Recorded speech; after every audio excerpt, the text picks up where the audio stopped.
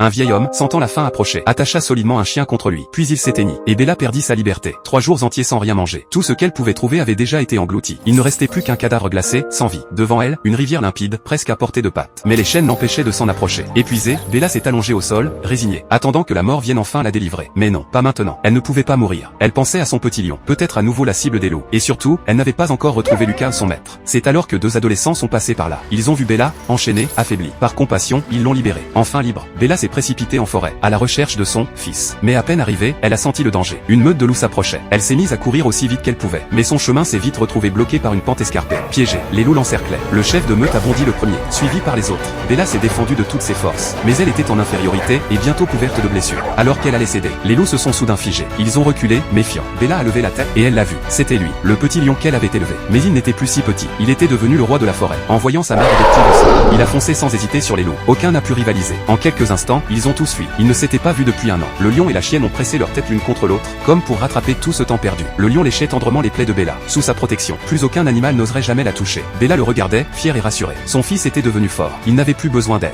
Il était temps pour elle de repartir. Escortée par le lion, Bella a quitté la forêt pour rejoindre la ville, là où vivait Lucas. Au moment de se séparer, le lion s'est arrêté. Il ne voulait pas la laisser partir. Ils se sont regardés longuement, sans un mot. Peut-être était-ce un adieu. Bella a repris seule la route. Elle est arrivée sur une autoroute, où les voitures défilaient à toute allure. Des accidents en chaîne ont eu lieu pour l'éviter. Profitant de la panique, elle a traversé, mais une voiture l'a percutée à la patte. Des gens ont tenté de l'aider, mais Bella, blessée, s'est enfuie. Elle ne voulait plus être enfermée. Elle voulait juste revoir Lucas. De l'autre côté de la route, elle a reconnu une rue familière. Tout semblait comme avant. La maison de Lucas était toujours là. Elle a couru jusqu'à la porte, mais à l'intérieur, tout avait changé. Bella a fouillé chaque pièce, sans trouver la moindre trace de son maître. Elle a compris. Lucas était parti. La nouvelle occupante, paniquée, a appelé la police. Elle a signalé qu'un chien de type pitbull avait envahi sa maison. Les agents de la brigade animale sont vite arrivés. En voyant un visage familier parmi eux, Bella a sauté par la fenêtre pour fuir. Elle s'est souvenue. Lucas pourrait être au centre pour anciens combattants. Elle s'y est rendue, traînant sa patte blessée. Et là, les regards se sont tournés vers elle. Les gens n'en croyaient pas leurs yeux. Bella, disparue depuis 3 ans, était revenue. Et dans la foule, elle l'a vu. Lucas. Ils se sont élancés l'un vers l'autre. Enfin réunis. Lucas l'avait cherché toutes ces années. Mais leur joie a été de courte durée. Les agents de la brigade animale étaient là aussi. Ils avaient ordre d'euthanasier Bella. Alors, les vétérans du centre se sont interposés. Ces anciens soldats, qui avaient risqué leur vie pour le pays, refusaient de laisser faire. 82nd Airborne Division.